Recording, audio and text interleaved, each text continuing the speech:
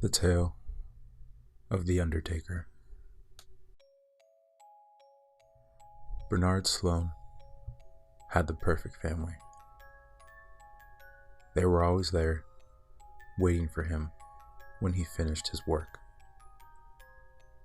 Every evening at 7 o'clock, he put out the lights, locked the front door, and went downstairs to the basement to spend the evening with his family.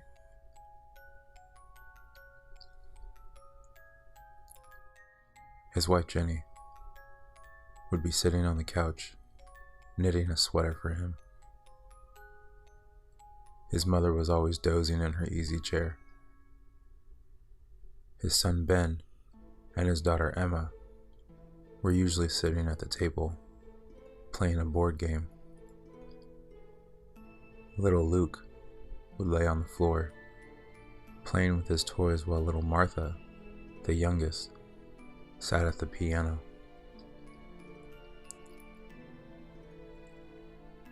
Bernard would sit down in his big comfortable chair and chat with them until bedtime.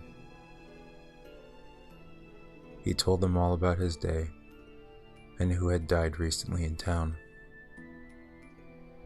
He would repeat funny stories and jokes he heard and tell them his views and opinions on any subject that came to mind. They always listened patiently and never argued or contradicted him. When it was time to go to bed, Bernard would yawn and stretch his arms. He would go around giving them all a kiss on the cheek and saying, "Well, good night, everyone. Pleasant dreams." Then he would turn out the lights, climb the stairs, and lock the door behind him when he went to bed. Middleton was a small town, and Bernard was the only undertaker in the area.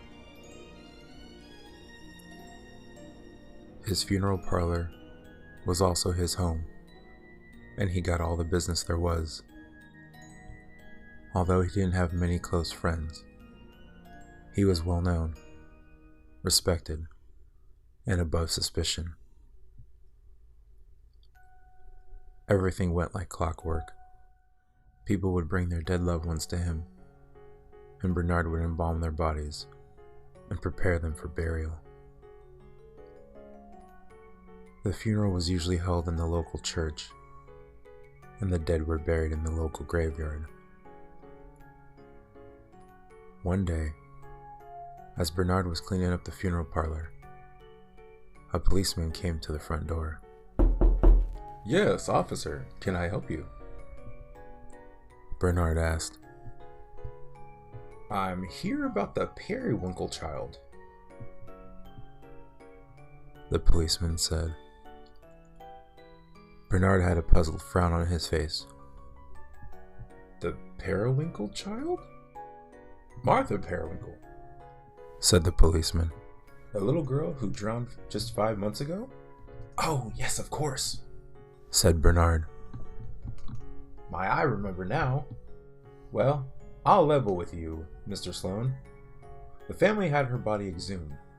When they opened the coffin, they got quite the shock. There was nothing but stacks of old newspapers inside. "By golly," said Bernard. "Well, that's just terrible. Now look, Mr. Sloan, theft of a dead body is a criminal offense. If you cooperate, we'll go easy on you. The family just wants their daughter's remains so they can give her a proper burial." Bernard was highly offended. "Now I say, I've been in business in Middleton for 20 plus years. Everybody knows me. How could you think I would do such a thing? Then you won't mind if I search your house." Bernard's face suddenly turned pale. "Well, I certainly do mind. This is my home as well as my place of business. I know my rights as a citizen. I'm not going to have anybody snooping through my private property without a search warrant." Well, if that's the way you want to do it, that's fine by me. I'll be back in an hour with a search warrant.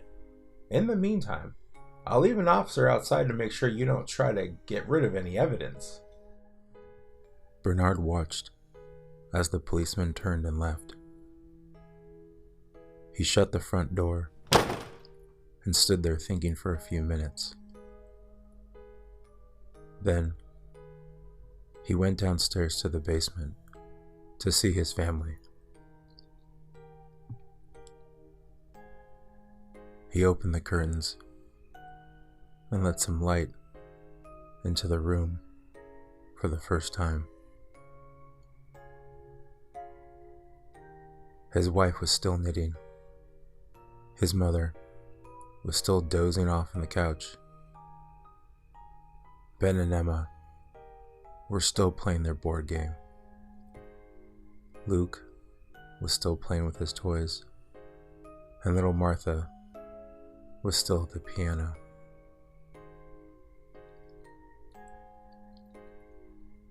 Somehow, they all seemed a little withered, less like living people than like mummies. Only Martha, the new girl, looked as fresh as she had been on the day she drowned. Bernard let out a deep sigh. He picked up a container of gasoline and began splashing it around the basement room. He splashed it all over his wife, his mother, and each one of their children. Then, he kissed them all on the forehead and sat down in his chair. He loved them all so much, and he just couldn't bear to see his family torn apart. He reached into his pocket and took out a box of matches.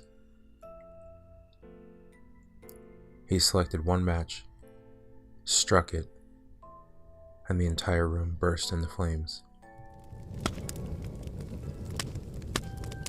He then screamed as the fire engulfed them. Pleasant dreams, everybody. Pleasant dreams.